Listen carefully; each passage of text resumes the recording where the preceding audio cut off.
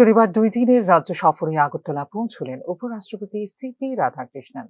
মহারাজা বীর বিক্রম বিমানবন্দরে তাঁকে উষ্ণ অভ্যর্থনা জানাতে উপস্থিত ছিলেন রাজ্যপাল ইন্দ্রসেনা রেড্ডি নাল্লু, মুখ্যমন্ত্রী ডাক্তার মানিক সাহা। এদিন লোক ভবনে তাঁর সম্মানে আয়োজন করা হয় এক নৈশ ভোজ।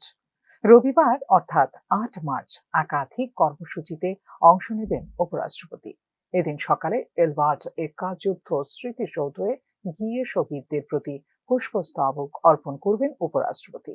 এরপর উদয়পুরে ঐতিহ্যবাহী ত্রিপুরা সুন্দরী মন্দির পরিদর্শন এবং পুজোয় অংশ নেবেন উপরাষ্ট্রপতি। পরে আগরতলায় ফিরে ত্রিপুরা বিশ্ববিদ্যালয়ের 14তম সমাবর্তন অনুষ্ঠানে প্রধান অতিথি হিসেবে যোগ দেবেন উপরাষ্ট্রপতি সিপি রাধাকৃষ্ণন। বিকেলে হাঁপানি আন্তর্জাতিক মেলার মাঠে স্বনির্ভর গোষ্ঠীর উদ্যোগে স্থাপিত বিভিন্ন স্টল ঘুরে দেখবেন এবং মহিলা সদস্য ও লক্ষপতি দিদিদের সঙ্গে মতবিনিময় করবেন উপরাষ্ট্রপতি।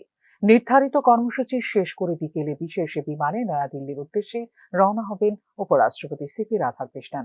16 বছর বয়সে আরএসএস এ যোগদান করেন এবং জনসংঘের সাথে জড়িত হন সিপি রাধাকৃষ্ণন।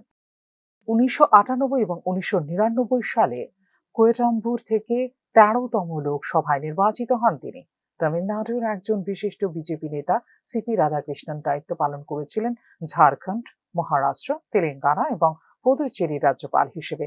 2025 সালের সেপ্টেম্বর থেকে ভারতের 15তম উপরাষ্ট্রপতি হিসেবে দায়িত্ব পালন করছেন তিনি। ধর্মীয় ও ঐতিহাসিক গুরুত্ব সম্পন্ন উপরাষ্ট্রপতির এই সফরসূচি রাজ্যের শিক্ষা ও সাংস্কৃতিক পরিমণ্ডলকে বিশেষ মর্যাদা দিবে বলে মনে করছেন সংশ্লিষ্ট মহল। Report news now.